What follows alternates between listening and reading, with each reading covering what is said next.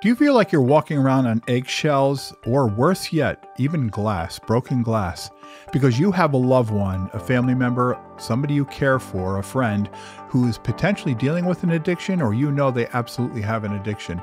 You don't know what to do. You're scared and you're unaware of what's going to happen. You have an absolute heart filled with fear, and you don't know what to do. You don't know what direction to take in because you also have about 1,000 questions. Well, if you answered yes to any one of those, you're in the right place. This video is for you. Hi, friend. My name is Bernie from TigerResilience, where we offer addiction solutions for family members and friends who have a loved one who is struggling with addiction, in addition to helping the person with the addiction.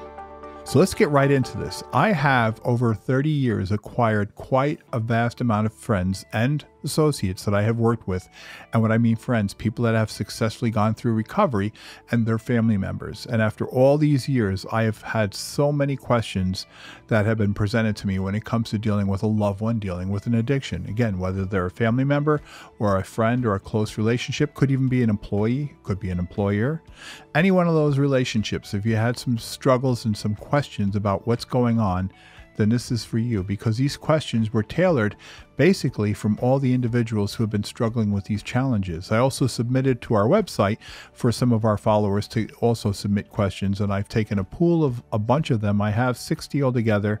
I'm only going to go through a few of them here today, but we will be going through some of these in much greater detail over the course of the next coming weeks, because we're going to keep breaking these down, because I found one of the most successful ways to get you information that you need so that you can be that resource, you can be that power of influence for your loved one, is to give you the information based off of the questions and the needs of everyone out there asking. So let's get right into it. So right off the bat, what is the first question? Can you imagine? First, outside of the obvious, what is addiction? And I do a whole video on that. I'll leave the link below on the basics of addiction, and you'll find 1,000 different videos right on YouTube alone. But what I'm really concerned about, what are some more of the factors that play into behaviors and relationships? So we know what addiction is: a biological, psychological, social, environmental disease. It's a brain disease, a brain disorder, where the brain is responsive only to a stimuli response from a reward system. And when somebody is fully addicted, they're no longer in control of that. This is a state where they are only able to keep from being in pain. So therefore they satisfy the addiction, because if they don't have the active addiction, they're in full pain. And again, you can check that video out and learn more about that. But what was the next question after that? And this is where it starts getting really about the relationships and personalizing. How do I tell if my loved one has an addiction, if they're using drugs or alcohol? And this is a really big question. The reason it's number 2, and has been for a long time, is because for a long period of time, somebody can be using a substance under the radar, meaning without being detected, and you'll have no real clue. Over the course of time, you might see some characteristics and traits that are starting to look a little bit off, and you're starting to get a different sense. And by the way, let me share with you right away.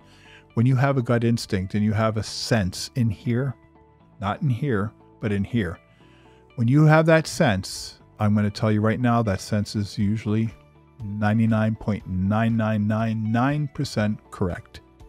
We have good intuition when we know people, and it's something that we should never, ever dismiss. That something is that power of intuition. So how do you know? Well, behaviors and characteristics change. And I'm going to share this from a personal standpoint. You know, myself, I had a challenge with alcohol some 30 plus years ago. How I related to my wife at that time based on what I would share or not share. But in my early days of drinking, we both would go out and have fun and enjoy ourselves, and came home. We'd do life, we would work, we had everything that normal people would do. But some of the characteristics of my drinking started to take over, and my lifestyle started to change incrementally, but it did change. And as I was watching it progress, and I was occasionally questioned, like, hey, are you going drinking again tonight? Of course I would lie. I'd be deceitful with it. No, I'm okay. I'm not going to do that. You know, or I'm going to go out and I'll have, some bottled water, or I'll have a club soda. And with that being said, is that was a first suspicion I know that my wife had regarding my drinking and my consumption, but she immediately put the trust in me because, you know, she had no reason never to not trust me. You know, we have a very close relationship. We've been together now 38 years. But the challenge was certainly then is that she's putting this trust in me, and I'm trying my best to not really break that trust. And I don't ever and did not ever want to lie to my wife. But when I was doing something like that, I just thought it was like, well, you know what? I don't want to be nagged about it and told about it. And I think that's going to be a little bit, if she's coming after with me, what she might stop it. She might say, no, you shouldn't be doing that. And then I'll feel guilty on two times, because I'm going to feel guilty a little bit from doing this maybe off my normal path. And the second time will certainly be because she's presenting that to me. Now I'm worried about her thoughts about it. So if I can remove her concerns and thoughts, and I'm doing it, I'm going to go under the guise of control. Okay. And here's the big and insidious lie that goes on with addiction, is that the minute you are trying to control something, you know that you're already out of control, because things that are innately natural processes in our lives, we don't have to think about controlling. I don't control how much water I take in the morning, or how much coffee I'll drink. I have a set condition and pattern, and I know what my body needs, and I satiate the body for its needs, and then that's it. Okay. Anything outside of that, when I start to control it, that means I'm out of control with it. That right there should raise the flag and question it. Anyone who tells you that they're under control with it, that's a red flag right there. So that's one of the telltale signs of somebody being addicted, potentially into an early stage of addiction. Maybe it's starting at a dependence level before it gets to a full addiction. So how do you tell is first use your intuition. You know very well, if somebody that you have known for any period of time and you're following your intuition, you will have the right answers. In here, this will tell you. Some other attributes they may exhibit is, again, they'll start being a little bit more secretive. They may be a little bit more hiding things depending on the substance, okay? Because all different substances, even though some of them overlap, they are very significantly different. Alcohol and how somebody behaves on alcohol is much different than somebody dealing with an opiate or dealing with heroin or the street dope, which is known now really as a fentanyl or a fentanyl type product in a sense. Very different characteristics on the behaviors. In addition to that, some of those behaviors that you can recognize quickly is that, one is that at least with the alcohol, it is legal. So that means you can go to the bar or go to the package store or wherever it is, your liquor store, to get what you need. Where the person's struggling with an addiction with opiates specifically, whether it's fentanyl or heroin or any of the NPSs out there, novel psychoactive substances, they're generally doing something a little bit more illicit. They're going into some activities and with individuals that you probably would normally not be around, but because of that addiction starting, they're going to find these resources. And again, people will do what they need to do to keep that active. So those are telltale signs. Again, your intuition, their behavior starting to change, they're isolating or they're not talking as much. And some other characteristics can also include that they're starting to even change their affect, how they present themselves. Like you look withdrawn, you look a little bit sluggish, you look tired, you look like you're distant, your eyes, I can see something different in your eyes, they're very glassy, or I can see your pupils are really tiny or they're extremely large.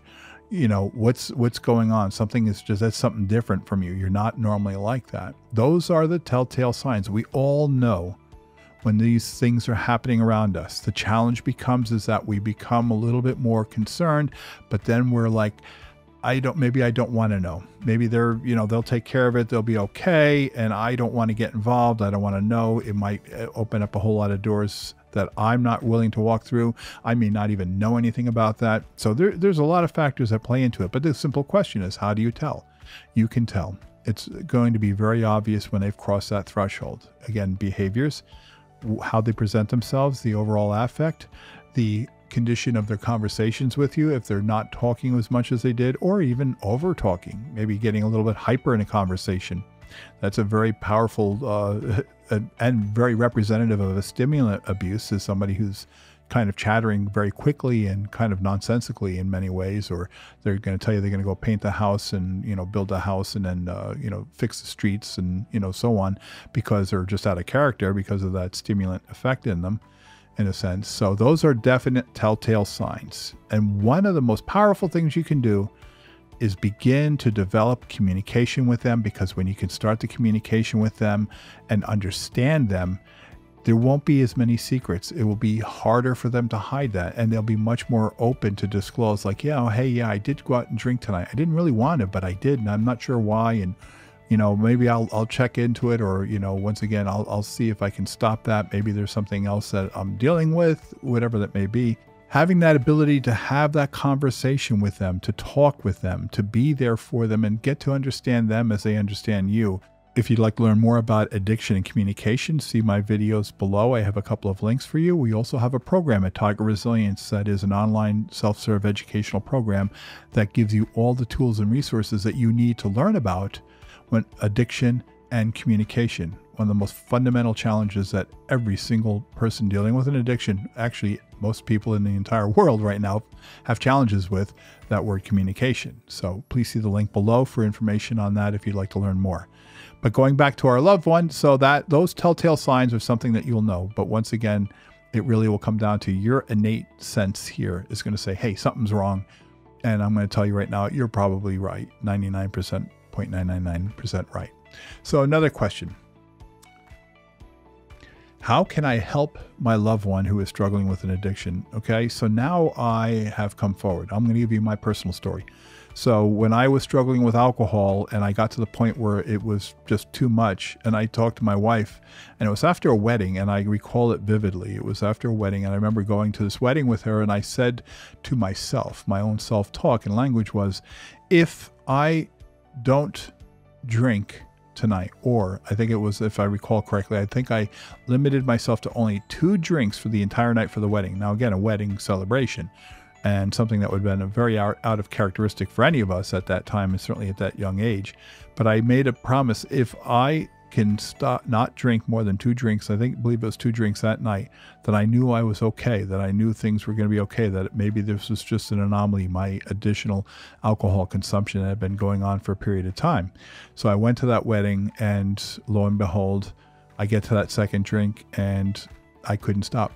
And I went to 3rd and 4th, and I certainly didn't get completely inebriated, but I certainly did have a state change here.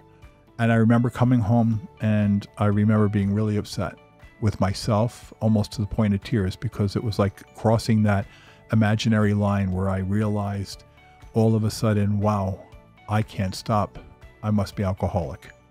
And having that initial conversation with my wife was both fearful and very scary, certainly, but it was also very vulnerable, because I was still like uncertain, like what is happening, and I need the help. And what does she do? She listens. First part, let's go back to the discussion earlier where we're talking about communication. She listened to understand what was going on with me, and as a result, we started to figure out what can be done. And she did a lot of the legwork. So trying to get help back then was a challenge, because there wasn't internet like we have today. In fact, this was all very infancy in a sense. So it was not go on your phone and start scrolling quickly and find, 15 different treatment centers. That didn't exist. It was getting into the phone book, looking at the yellow pages, going through the directories, trying to contact medical centers and getting those referrals. And that's how she was able to find what very few programs were available at that time in order to do that. But she was able to help because she communicated with me. And that question goes back to, how could she help me? She did. And that's what you can do for your loved one, is be there to help them. Because at the end of the day, when somebody's in a full addiction, I'm going to tell you right now, they are not enjoying it. They are not having any fun. I don't care what they tell you.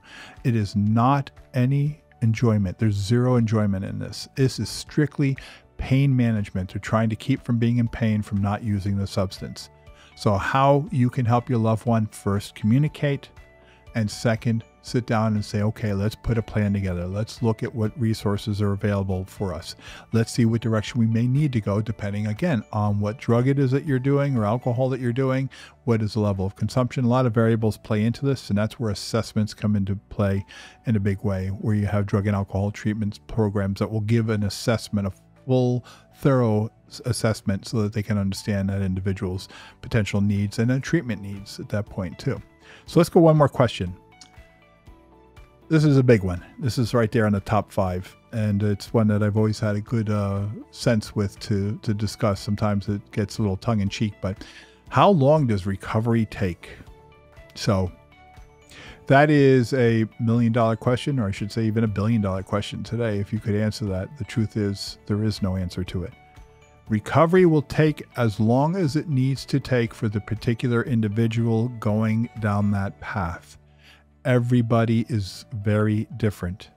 Now, with that being said, there are some basic correlations of, certain substances, such as alcohol. When you've had a problem with alcohol, within 36 hours, 48 hours, usually 36 hours for the most part, you've gotten through the initial detoxification, the withdrawal management piece to it, that acute withdrawal and that fear of any kind of things happening, such as DTs or seizures or any other kind of medical emergency. That's why alcohol detox is such a dangerous thing. And I would implore you, if you have a loved one struggling with alcohol, do not try to do that on your own. Get medical help, because it is the one addiction that, if somebody goes into withdrawal, could potentially do physical harm to them, could even kill them.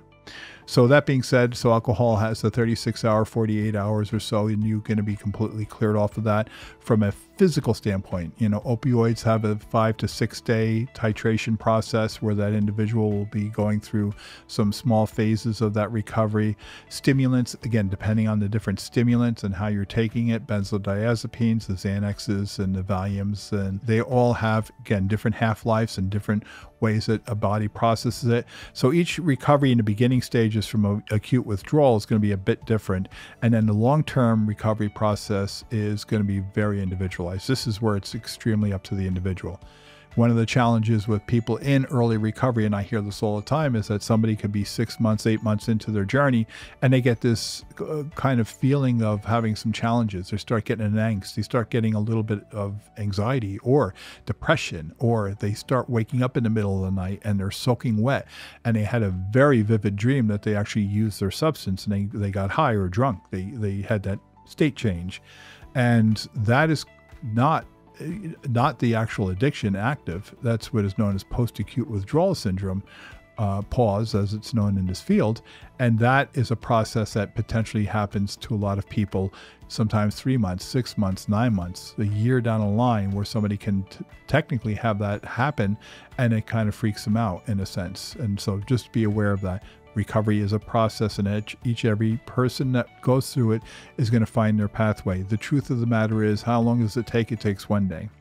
Because at the end of the day, that's all that you have. It's all of us. Any of us have. We have 24 hours. We got 24. Our 24s are all exactly the same. It's 24s that differentiates us from each other. And an individual who's got that brand new 24 in early recovery, they're learning a certain set of skills that they're going to work on, to build upon, to help them nurture that 24 will keep them sober and keep them moving in the right direction. And every day after that is another 24. So I used to respond to this question years back and say, how long does it take? It takes 24 hours, but it takes 24 hours repeated every day. So that's really the recovery question. So there is no magic answer to that. Just know that if your loved one's on the path and you're there, be that person to help guide them, to support them, to be there. Open that door of communication. Again, I'll reemphasize that power of communication when dealing with addiction is so important. It's paramount to the success of individuals in many ways, because you want that door open, that somebody who is maybe in that early recovery right now, that if they're having some challenges, they can come to you and not have the fear or retribution that somebody's going to say, oh, you must be using that substance again, or you're thinking of it, or you're going to relapse, or, nothing could be worse. Nothing could be harder on an individual to say than those kind of things. But when you have the conversation open and a communication where you can talk with them, that's a whole different game. That's where you have the opportunity to be able to understand them, and they will feel comfortable to come to you and say, hey, listen, I'm having a bad day. I'm struggling. I was thinking of that substance. I know it's been 9 months or 10 months or 3 months, but I was thinking about it, and I just want to share it with you. I didn't do anything. I didn't act on it. And I did what the program I was following told me I should do, and I'm talking about it. So that's the power of your ability to help continue your loved one, moving them in the right direction. Your power of influence is powerful, very powerful for them. So those are a couple of questions. I'm going to be doing this over the next several weeks because I've got a lot of questions and I get a lot of people asking me about them. And I thought that this is a great way and a platform for us to be able to discuss them. What are some of the common questions regarding anyone that's dealing with a loved one, dealing with an addiction? And this would be a great platform for you to learn what are the answers, the solutions to that, but also to learn a little bit more about even getting that question and not being aware of that. Like how long would a recovery process take, or how long does withdrawal management or that initial detox take based on the substance? And those are things we're all going to continue to keep covering as we go forward in our videos. So first, thank you so much for taking time and stopping by to look at this video. If you found any value in this content, could you please consider subscribing to our channel, or at least like this video so you can pay it forward to other families and loved ones who are struggling with this insidious problem with addiction, and they could potentially benefit from that. That like button helps us because it pushes it out into YouTube, allowing us the opportunity to get that forward to other people. Once again, I really mean in all sincerity that you have the ability to make change in your loved ones. You have the ability to make change in your life. You are empowered to be that power of influence. There is hope and there is help. And you can be that person to help that loved one that's struggling with it right now, dealing with that addiction. Just know that in your heart. Again, I wish you nothing but the best today. I will look forward to talking with you in the near future with future videos. For additional information about our programs, as well as specifically our communication and addiction program, see the links below in our description. My name is Bernie from TigerResilience, where we offer addiction solutions for family members and friends who have a loved one dealing with an addiction, in addition to helping the person with the addiction. I wish you nothing but the best today on your journey, and I will look forward to speaking with you very soon in the next video.